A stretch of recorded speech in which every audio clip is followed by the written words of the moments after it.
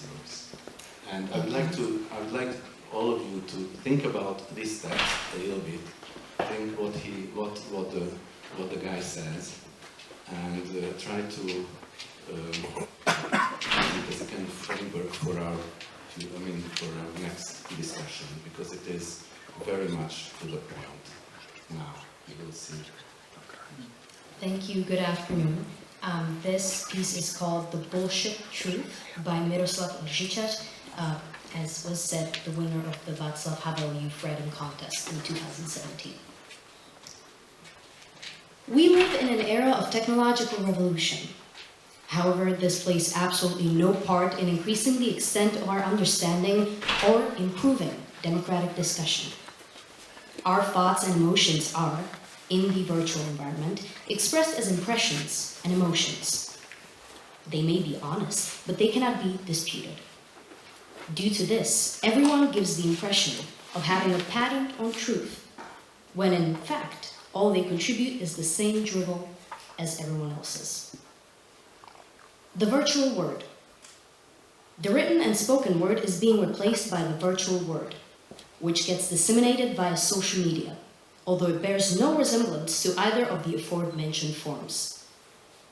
Writing gives our formulations permanence, and as such, it is often made with thought and foresight in mind in order to make the resulting text comprehensible, even after a certain amount of time.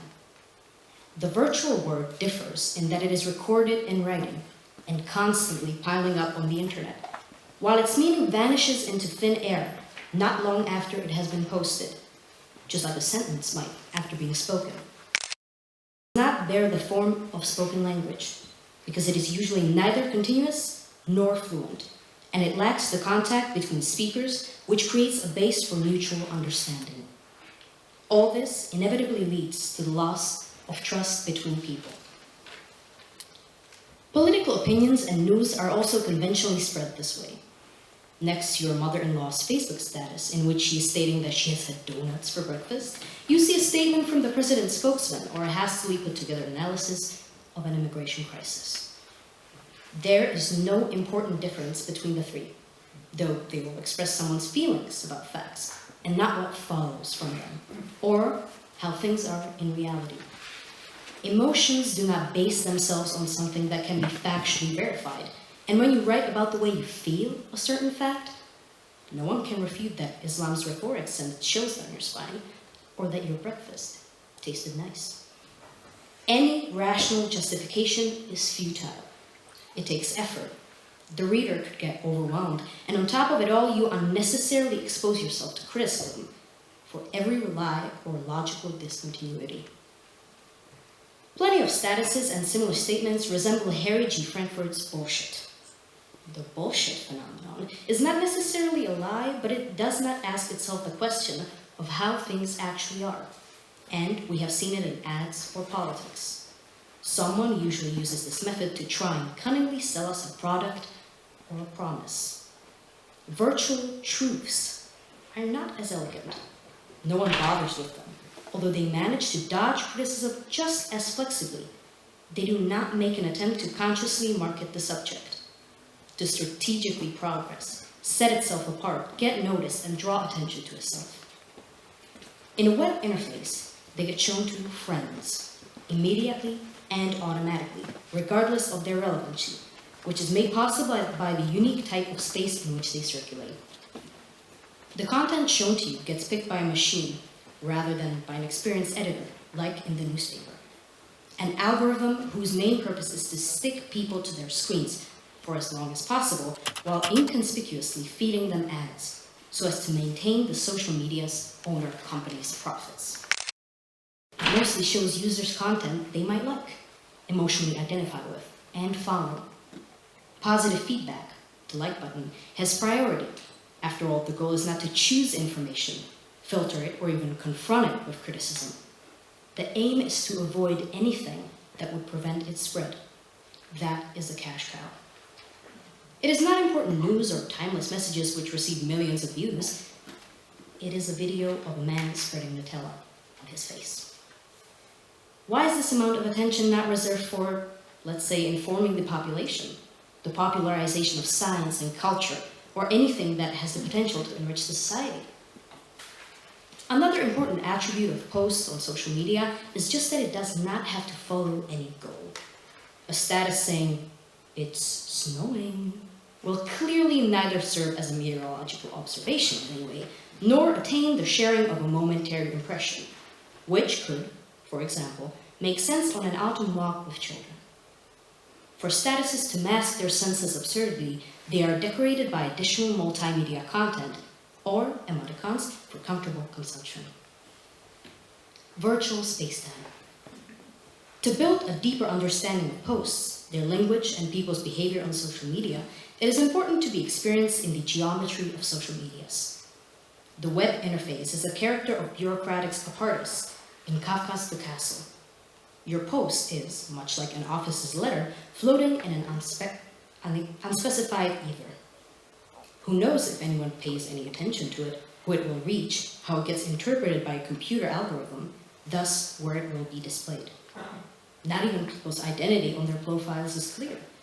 If there was a dog behind the screen, or a machine, or a group of various people was replying, you would not necessarily notice the difference. The apparatus's functionality resembles a jukebox. Users throw a post in, which then spreads in some way, resulting in their phone beeping after a given amount of time, having a more or less random response thrown at by the mysterious machinery. Surfing, the swinging motion of the waves of incoming content, is not any more systematically arranged either. There's a seemingly endless number of ways to redirect oneself to a different page, and every moment new stimuli pop up. Although the water surface seems infinite, it does not mean a greater freedom or knowledge of everything. In fact, one cannot end up on useful sites unless they make the effort. Otherwise, they only get where the liquid surface floats them. Even local discussions and their shaky facts are essentially founded on quicksand. Unlike in Kafka's novel, on websites there are no rules to be found, and no hierarchy exists either. Everything happens on the same level. In contrast to other types of media where content may be constrained by the input's duration or physical paper size, requiring it to be carefully chosen, in the endless space of sites, there is no need for it to be reorganized, stacked, or structured in any way. For this reason, there are no restrictions or borders which should ensure order and pattern. The same goes for authority. There is no way for it to form, since it will never attain priority or acceptance in a virtual environment. It does not have an exclusive voice, one that will be heard in the right place at the right time. Virtual truth. In the classical era, aletheia, the truth, was in its original meaning something that hides under the surface of phenomena and needs to be uncovered by the power of intellect.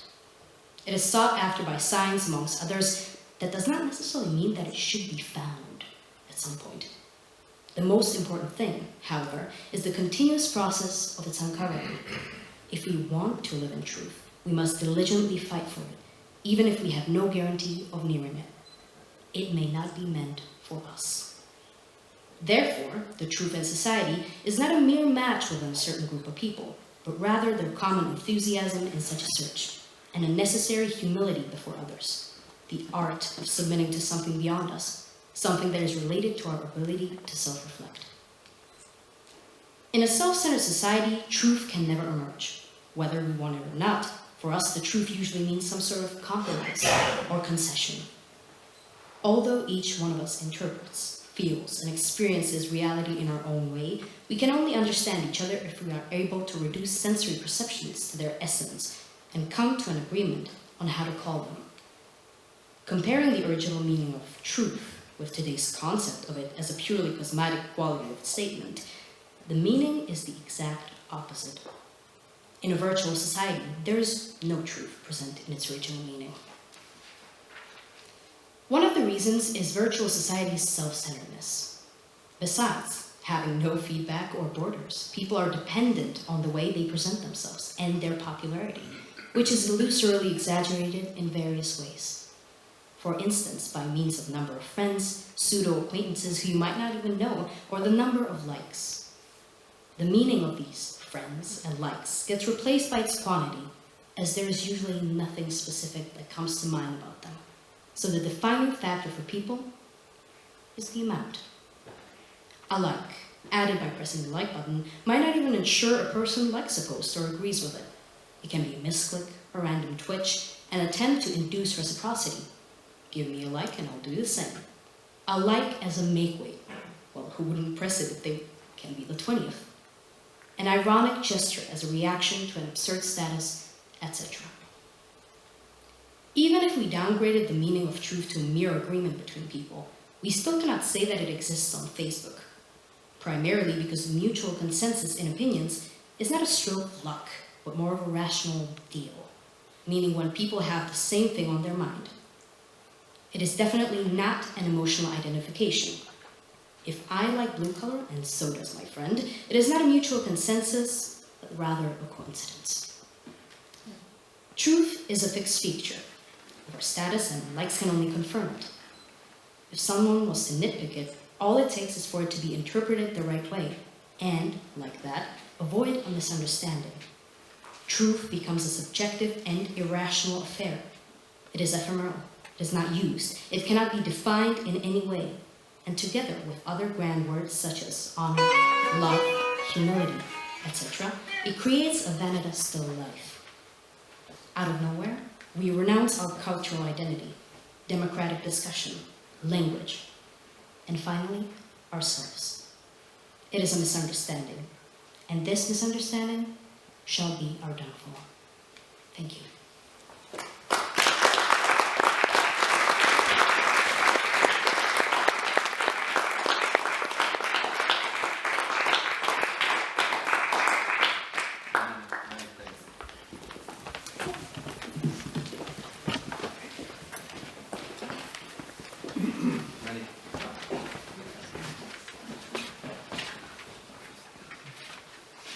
Many thanks for this beautiful reading. Where are you, Dana? She has disappeared. Okay. Still, many thanks for this. Well, I think here we have a completely different perspective on things about truth and views on argumentation. So let's go on with our discussion here and make it more discussion-like. And I'd like you to reflect on each other's positions and let's speak a little bit about Havel and power of powerless today, about truth today, and how can, if it is possible, to promote this idea of truth and to somehow to convince this new generation that there are absolute moral values, or we don't need them. So what is, it's like.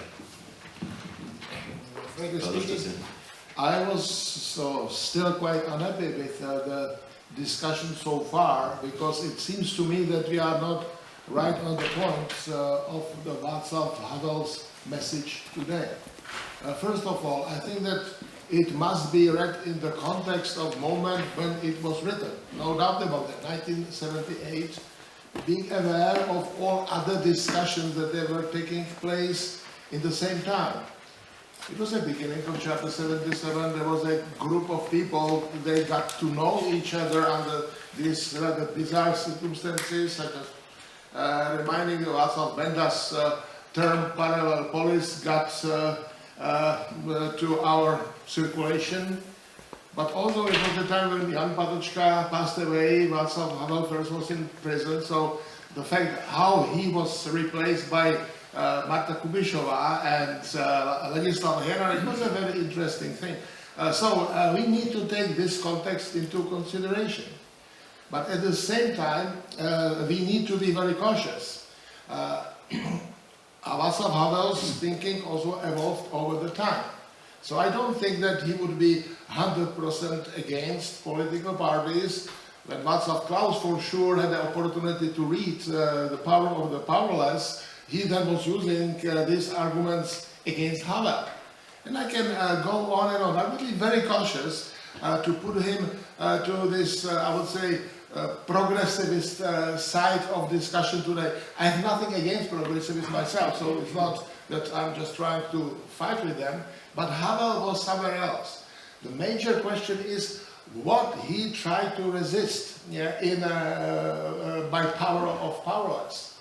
And I think that it was, I can say it loud and clear, totalitarianism.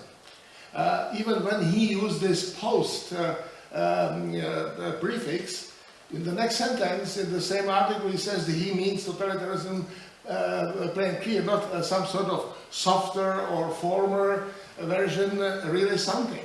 And he then wrote a text dedicated to Ladislav Hejdánek in 1986, Stories and Totalitarianism. And in this text, I think he did something very, very important for our discussion. He simply compared Stalinism of the 1950s and normalization of 1970s. Obviously, we can always say that this is not all, that is just Czechoslovak experience, really based on very specific situation after 1968 and before. But there is something very important and general said here. I have no more time than I do, so I certainly would like to invite to this conversation Hannah Arendt. For Hannah Arendt, totalitarianism is a very specific form of autocracy of the 20th century, and maybe we can discuss its status today. So all these dictatorships of the past, Václav Havel also is mentioning, is not what is, I would say, the issue here. The issue here is a strange transformation of first revolutionary ethos of Stalinism to dull inertia, bureaucratic anonymity, and the effort of the system just to preserve themselves in power and having no ideological visions of radiant futures, just to keep themselves in power, and the fact or the effect this type of system has on those who live within this system, how they can protect themselves.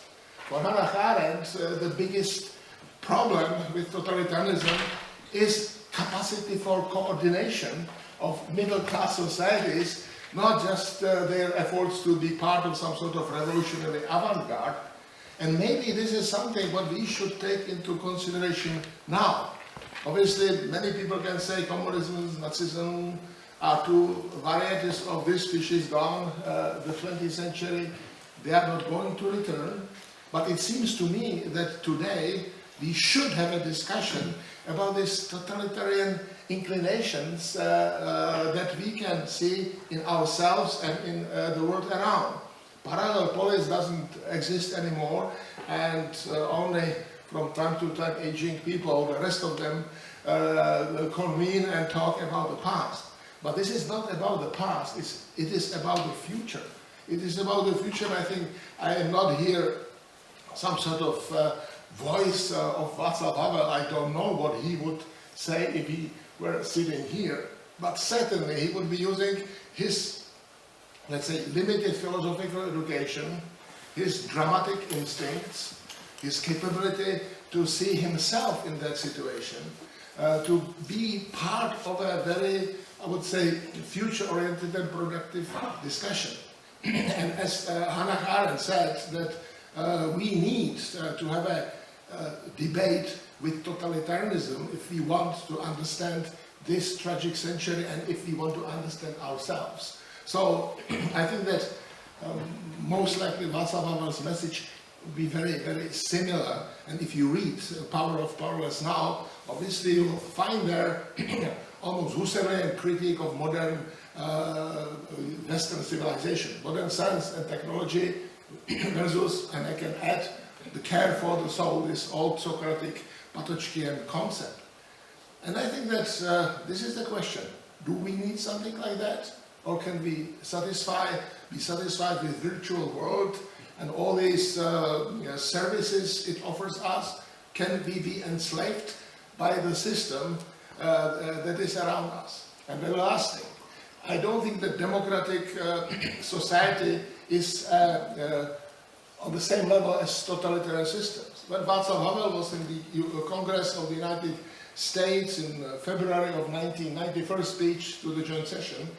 He said, we need now many things from you, but there is one thing we can offer you as a compensation. This is the experience with totalitarianism you have not, were fortunate not to make.